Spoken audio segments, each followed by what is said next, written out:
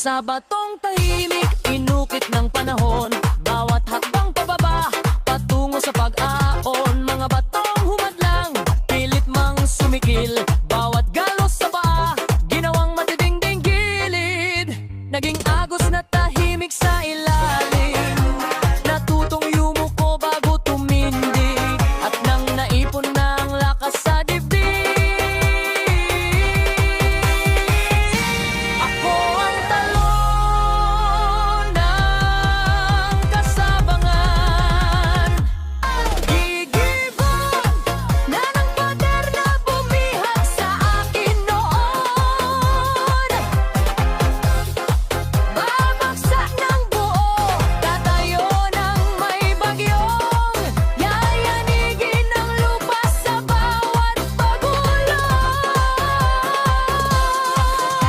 Hindi nahihinto, hindi nalilihis, bawat banta ay sigaw, kaya ko to tiis.